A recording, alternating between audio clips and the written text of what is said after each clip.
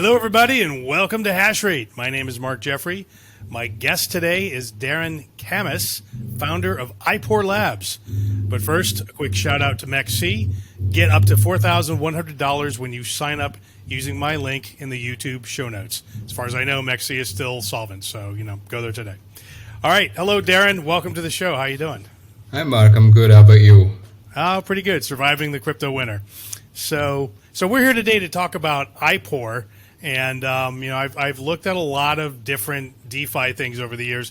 My understanding of what you're doing is you're basically giving people stable interest, stable coin loans.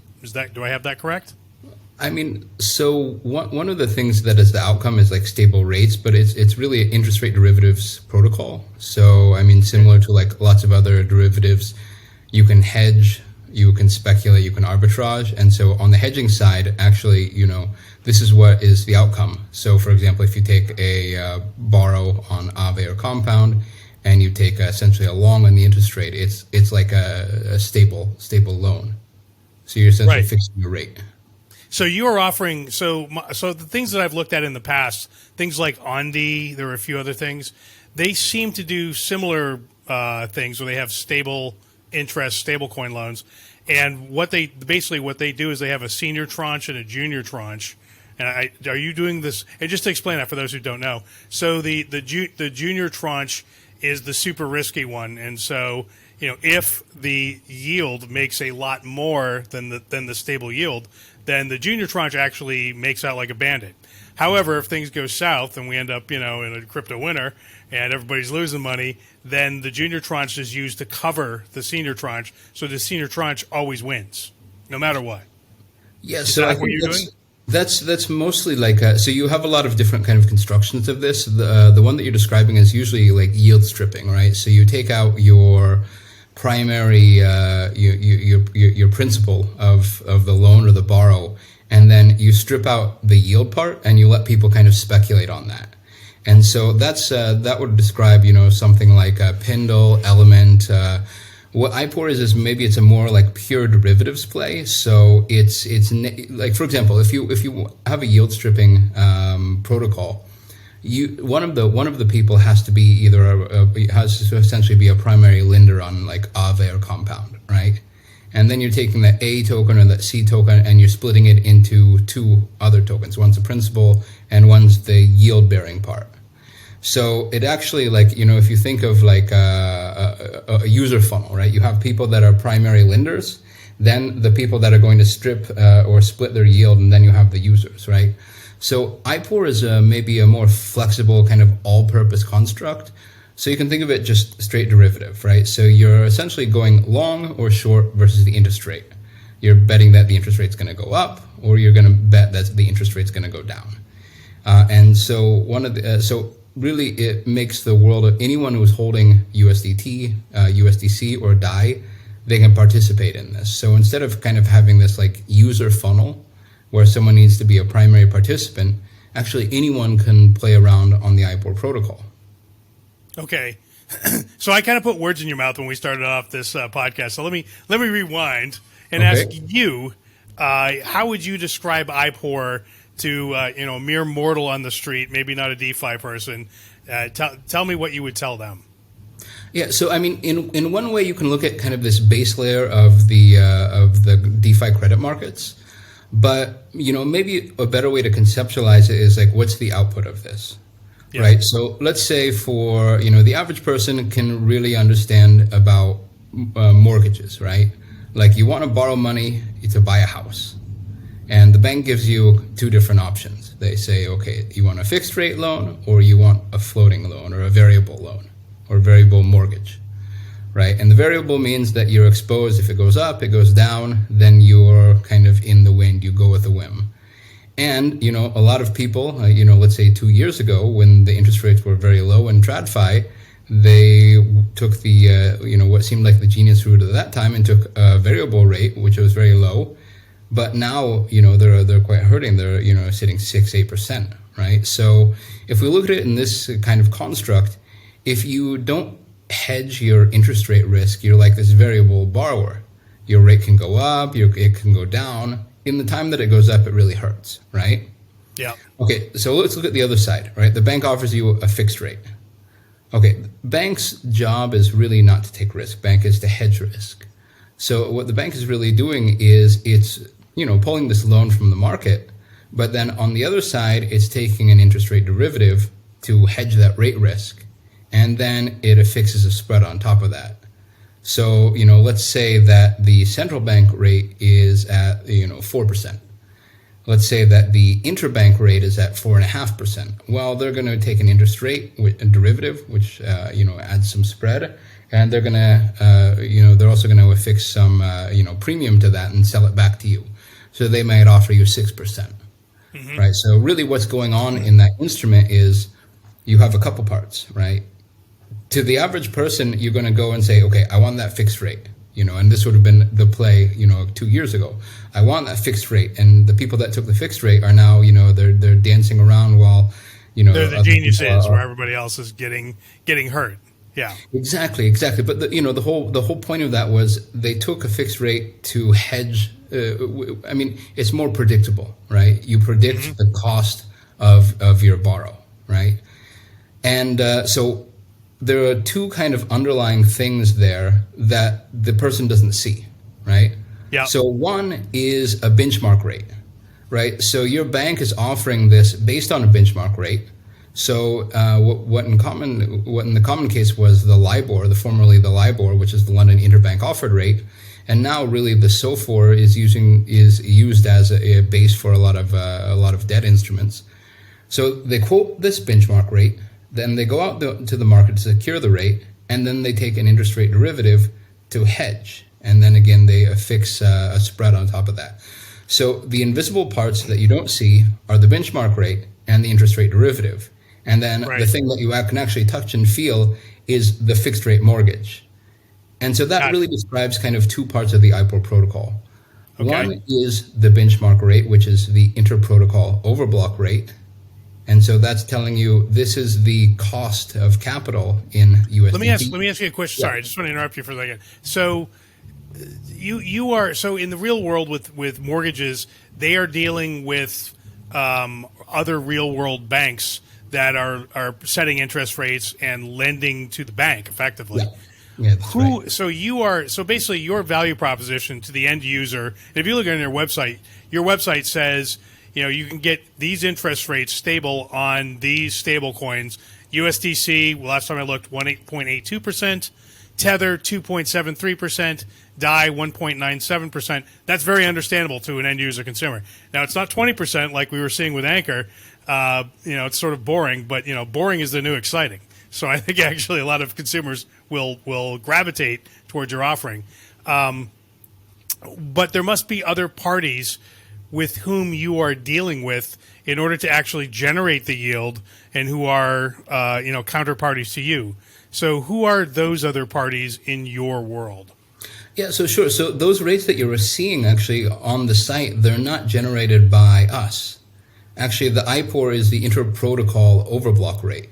So it's a benchmark rate that's actually constructed from the major money markets. So it's a smart contract that's talking to other smart contracts. In this case, it's talking to the Aave smart contracts and the Compound smart contracts. So this is actually a DeFi native rate sourced directly in DeFi, smart contract to smart contract. And so instead of having like this, let's say interbank rate, right, you're getting this inter-protocol rate. So it's, you actually take the native construction of DeFi and smart contracts and you make it accessible. You make it as public good that lives on chain at all times.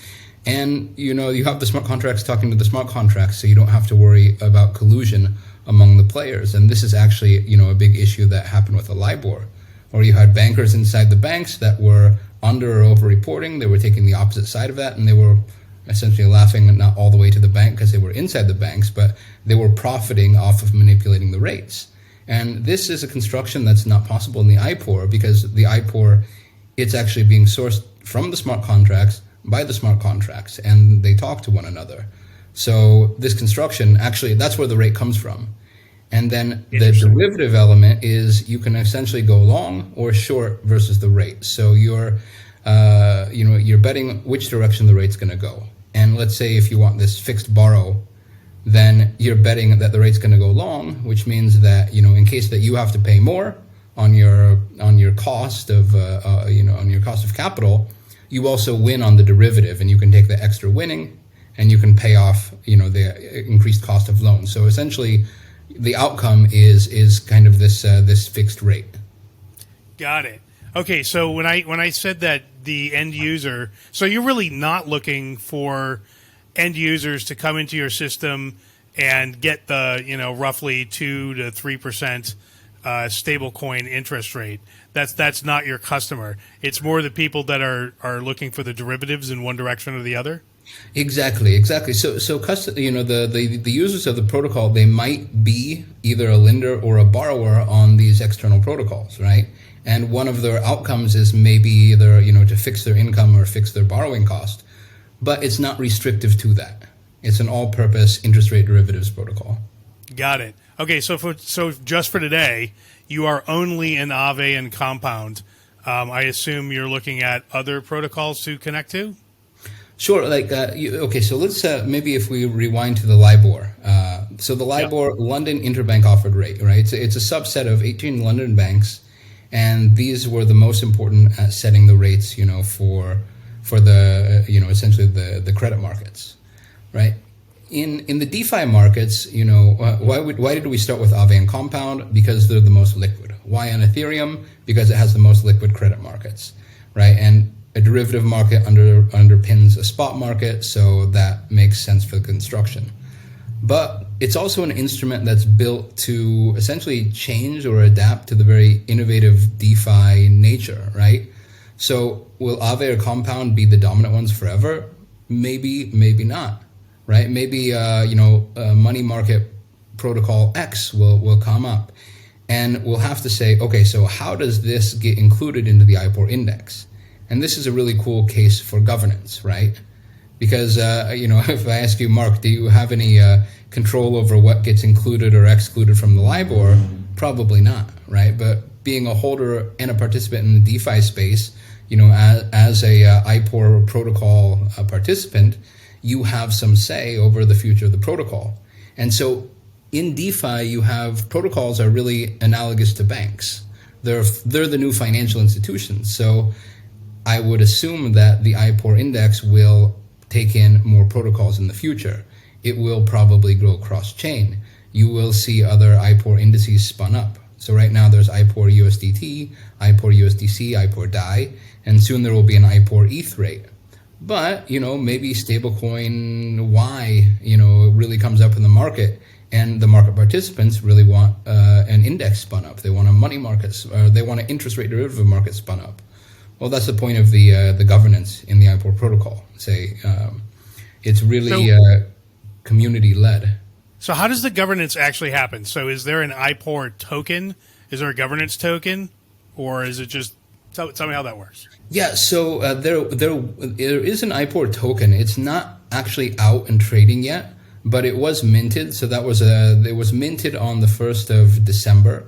And we just had actually announced a new let's call it a liquidity mining or a new paradigm called the power token, right? And power token, if you're a very active DeFi user, you might know Vote Escrow or the V model, which was really pioneered by Curve and really copied by a lot of other protocols.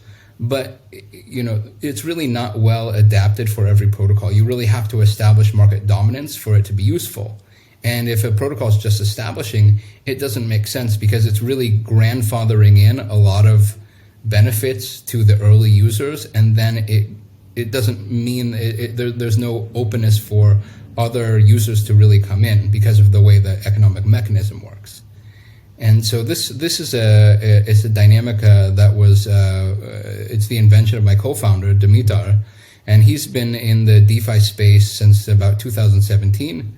And he's just focuses on token economics. So this is his bread and butter, and it focuses on a couple things. So one of them is modularity, right? So for example, so power token is a derivative of the protocol's underlying token. So in the IPOR case, it would be power IPOR, And this power IPOR is the stake representation.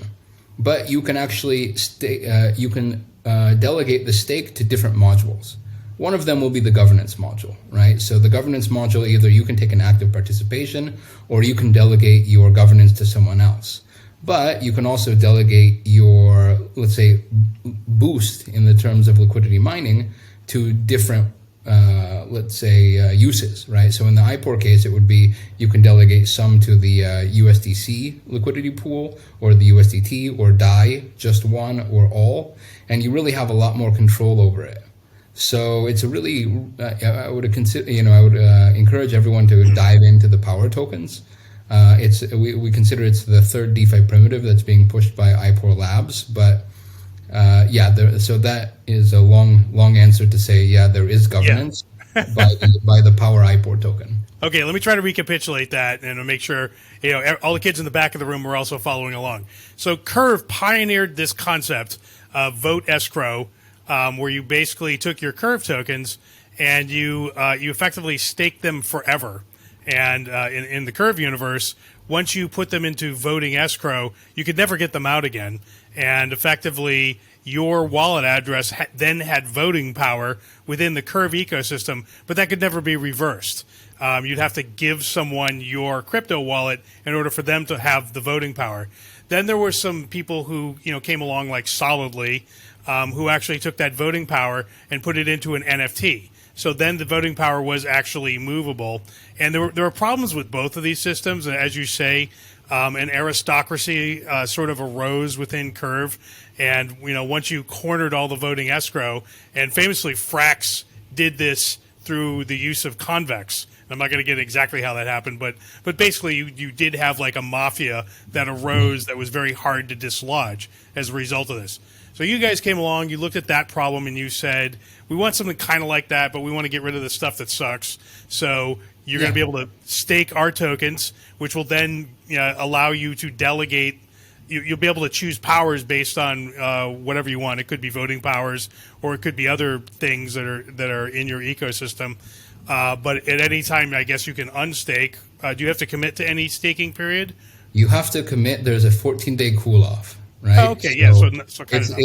Let's say it's a little less brutal than the 4-year lock with V-Curve.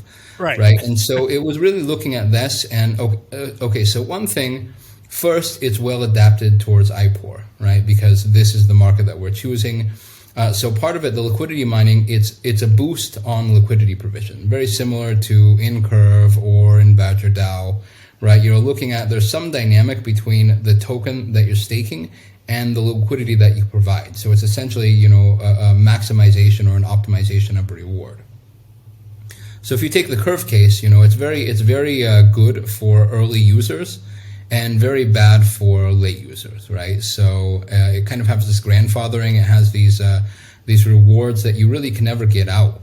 Not can never get out. You're always stuck holding the token. So you always have this. You have this long-term lock, and there's no, let's say, market inflexive dynamic, right? So at some point, there's, maybe the risk of holding a token that's appreciating in value versus the boost that you get. The risk outweighs the reward. So, for example, how we change this, we have a logarithmic curve, and one of the easiest ways to think about it is like let's say the Bitcoin issuance rate and the halving, right? So every so often, the further that you go down, the more you always get more Bitcoin as a miner, but the supply will diminish, right? So it's this idea of diminishing returns. In the same way, on this log curve, you can boost your liquidity provision into infinity, but the boost will trail off, right? So at the very beginning, you can boost your reward a lot just by grabbing a little token. But at some point you can always boost it and boost it and boost it, but the marginal gain that you get on that may not be worth the cost of the token. Therefore, there's this kind of market inflexive point where it makes sense, to either provide liquidity or to hold more token. And so this is kind of the fair market dynamic that we really believe in. And that means also like an early entrant where a person that holds no tokens, they can come in and they can start getting that boost.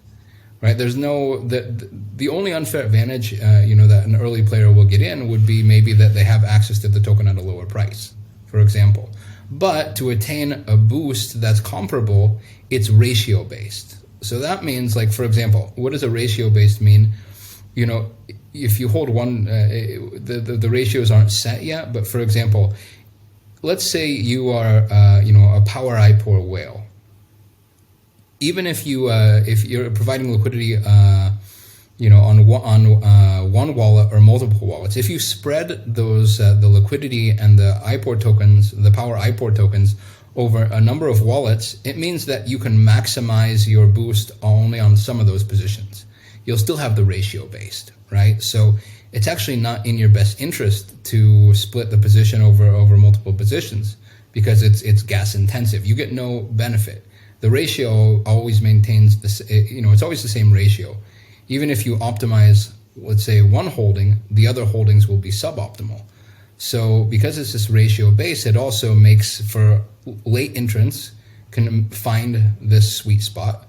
Early entrants, maybe there's this market inflexive point where it makes sense for them to sell because the boost is not worth the extra risk. So it has this fair market dynamic. And we spend, this is one thing to say.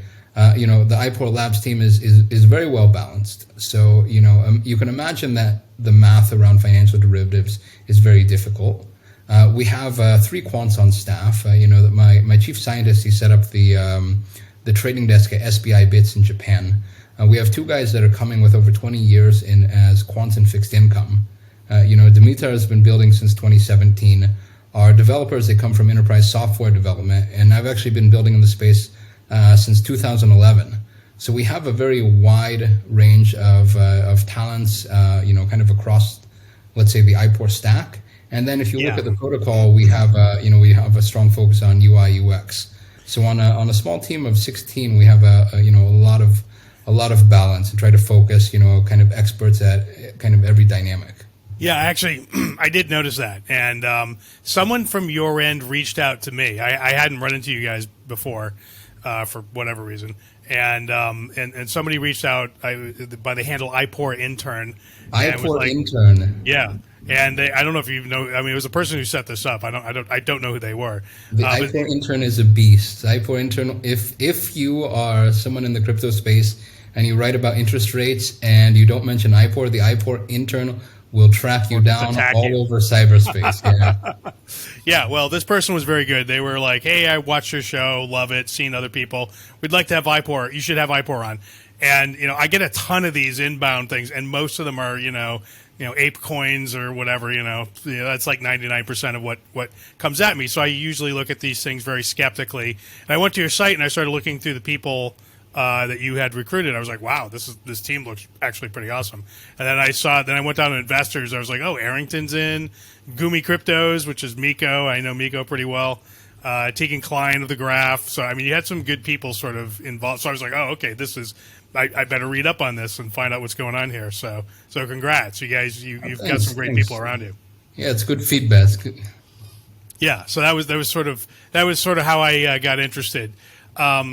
So these loans that you're talking about, they are, because they're going through Aave and Compound, they are always collateralized, right? So over collateralized. Yeah. So you never have uncollateralized loans whatsoever. That's not a thing because this is pure DeFi.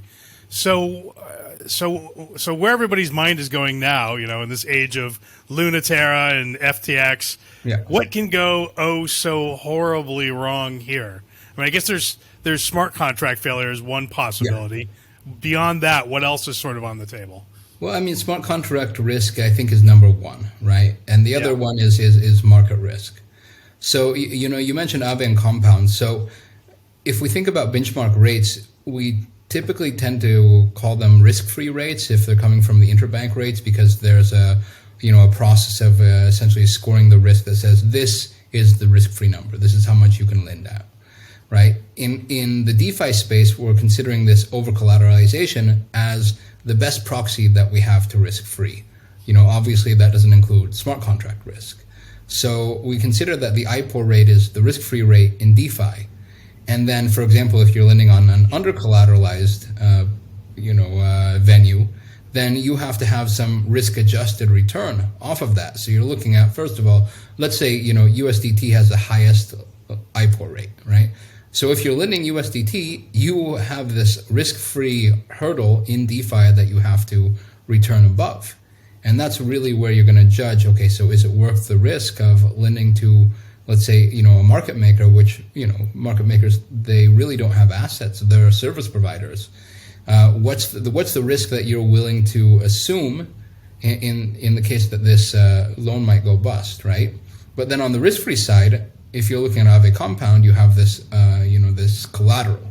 So that's one part. The IPOR is what we can term the risk-free rate in DeFi. Again, not counting smart contract risk. Smart contract risk inside of the IPOR protocol, well, it's a derivatives protocol. Derivatives by themselves are risky. And then, this is why we have the team of risk managers on that are really designing it. So the IPOR, you can consider it an interest rate derivatives DEX, right? You're essentially going long or short. So you have traders who come in and they look to take a position, either long or short, pay fixed or receive fixed against the IPOR rate. And they're trading against a pool. So this pool is a passive liquidity pool. It's not like in let's say Uniswap where you have two assets.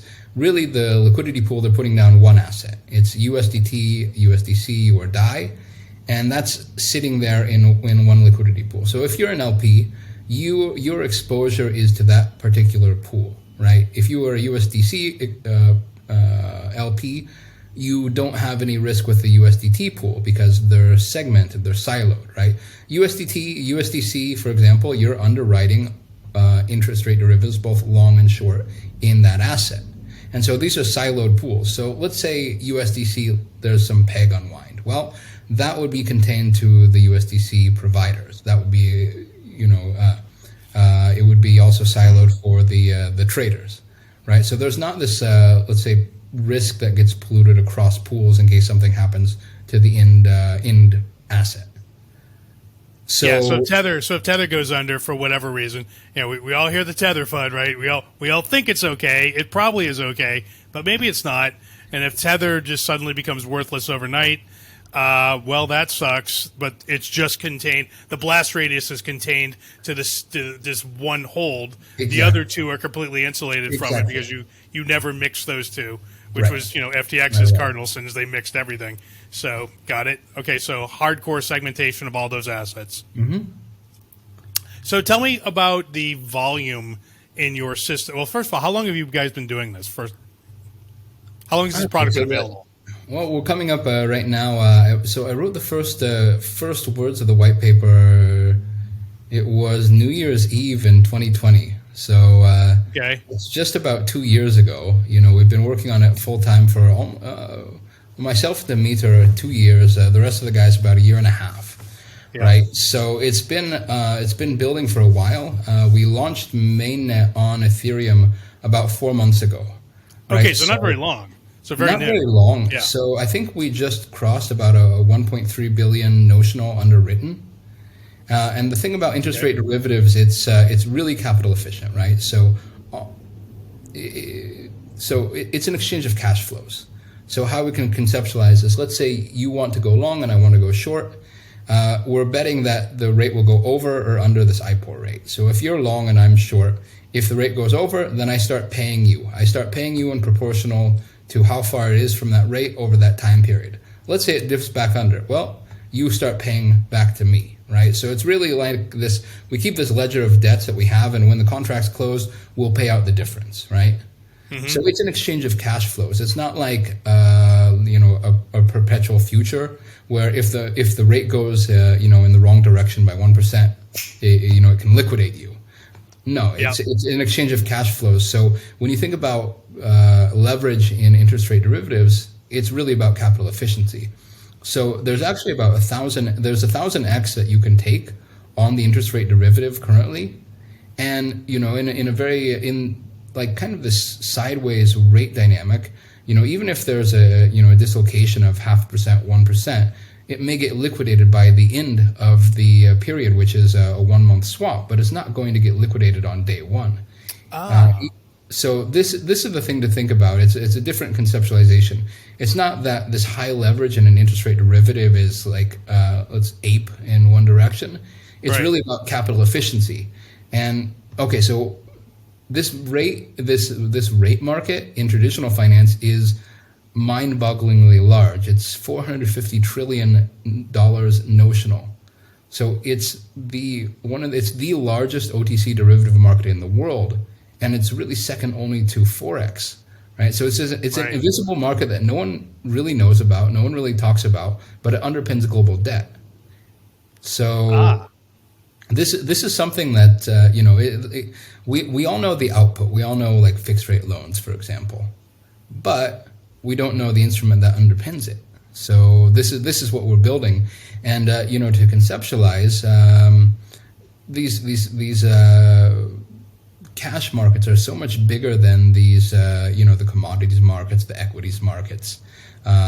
So we really think that this has a lot of growth potential. And if you think of it like the idea that a rising tide lifts all ships. Right. So if you can have this stabilizing layer under the fixed income market, which is bringing in traditional players with capital that they let's say they send a wire to Circle, which creates USDC. This USDC goes into Aave or Compound, and they're using an interest rate derivative to hedge their downside rate risk. Well, that's now in the DeFi market that's circulating. And where does it typically go? To assets. Right, so we see it as kind of a conduit to bring in traditional capital into the DeFi markets, and this rising tide lifts all ships. And that's why we landed on this construction. We say, okay, so if you add the stability on the credit market side, it will also help on the asset market side. Okay, so let me just recapitulate what I think I heard, and you tell me if I'm getting it right. So first of all, I have been playing around with leverage just myself on exchanges like MEXC. And the thing is, if the market at any point, if I take out like 3x leverage, I don't go higher than that. So I take out like 3x leverage. If the market suddenly wicks down just out of nowhere, even for like, a couple minutes, I get liquidated, right? If it goes down far enough. And what you said is you're offering up to 1,000x leverage on your end, which just boggles my mind because most I've seen is like 100x, maybe 120x. So 1,000x. Normally, you can't really realistically even do 120x on MEXC because at some point, if the thing wobbles just a little bit, you're gone, right? So the liquidation wick it can be like a micron. So you're saying, well, you can do 1,000x. We don't liquidate you when it wicks down for like 3 seconds. We only liquidate you at the end. So we let the time period play out, and where the chairs are in the musical chairs game. At the end of the period is where we either take from you or give to you. Correct? So far? I mean that's correct. If it does hit that threshold, so essentially, if your collateral is used up, then your position could be liquidated, right? But that's a very rare scenario. So think of it like let's sit down like a card game, like a game of war, right? You and I, we sit down with a pile of chips. Let's say you win a bunch of hands in a row. I give you a chip. Like every time that you win, you might have this big stack, but you're not really going to get my full stack at one time. And maybe it moves in the other way, and then you start paying them back, right? So we had this really crazy volatility around the FTX fallout. So what was happening was I think there was a large player that borrowed a lot of USDT to try to short it on the perpetuals, right? Because they're essentially shooting to short FTT. No, they were shorting USDT. Oh, okay. One of the outputs of this was people were trying to speculate on other fallouts, right. And so that means a lot of Tether was borrowed, and actually the IPOR USDT rate, it shot up to 40%, but it comes back down. So actually, one of the models that we use that's from the quant side is called jump diffusion, and it really describes this jump. So it's a jump, and it reverts to the mean. It comes back down to its, let's say, natural home, right? So if you look on the scale, you can go to the statistics page. You see that at the beginning, the USDT pool was the most profitable. And why is this? Because the AMM is built for volatility. So it usually prices a higher spread on the USDT because it's more volatile. And then in that crazy, 3% to 40%, and back down. And the funny thing was, I was speaking on stage about this at Token 2049 in London about the different quant models used to build the AMM. It spiked up to 40%, right before I went on stage. But if you look at the profitability of the pool during that time, it lost money, right? But if you look at the APR calculations, the APR dipped into the negative. It was minus 1% per annum. Right, so that's if this position was held this way, the pool over 1 year would have lost 1%, right? But I think now it's up to about 3 or 4%. So it's recovered and it has a much higher bandwidth. In those times, it's like a black swan event. The pool performs really well. That it didn't dip. Even in the assets, it dipped in the annualized profitability, and now it's back up to 3 or 4%. Right, and so that's a testament to how these markets are very different to the spot markets. You have less. It's more about the utility of the instrument as a hedging tool. So if you're speculating, let's say at 2.5%, you go YOLO long on USDT. You would have capitalized in the time that it's going high. But you wouldn't capitalize right away. You would be receiving the difference between the rate that you took and that rate over that particular time period. Got it. Okay, so big question. How do you make money? And how big does this need to get to make you really big? Yeah, so myself personally, as IPOR Labs is a software builder, right? And we're really out to build the IPOR protocol. With everything is around the decentralization. Again, I've been building in this industry for what's coming up now over it's about 11 and a half years, right? And so the whole idea is that this is completely DAO governed, right? The IPOR index is DAO governed. How it takes in new constructs, how it takes in new protocols, kind of as these proxies to bank, how it goes cross chain, right? And on the other side, these interest rate derivatives, it's a market, right? And some of this value will go back to you have different forms of income that are reverting to the IPOR DAO. You have different things that are parameters that can be tuned by the DAO, such as the risk management parameters. Essentially different income streams, for the DAO. And this is all something that will be configurable, once it goes to decentralized governance. And that's the whole point of the power tokens. The power token is a way to, provide the DAO with all the tools that it needs to make the decisions long run, to essentially provide this kind of base layer to the credit markets. That, you take a home loan from a DeFi bank, 5-10 years from now, it's quoted off the IPOR rate, it's hedged with the IPOR derivative, and it's invisible to you. And this is all going to be, DAO based. So the DAO makes money, and the DAO, so I assume the DAO, how does the DAO make money then? I guess it's not you, because you're making everything decentralized. So the DAO makes money, and if you're a holder of the power tokens, you get a percentage of the revenue, or how does it work? So imagine this, right? So the LIBOR, it was, after the scandal really broke, it took almost a decade to unwind it, and it's actually taking longer. It was supposed to be unwound at the end of last year. They'll keep kicking it out and out and out. So the question is, how much value does governance have, right? It's just a number.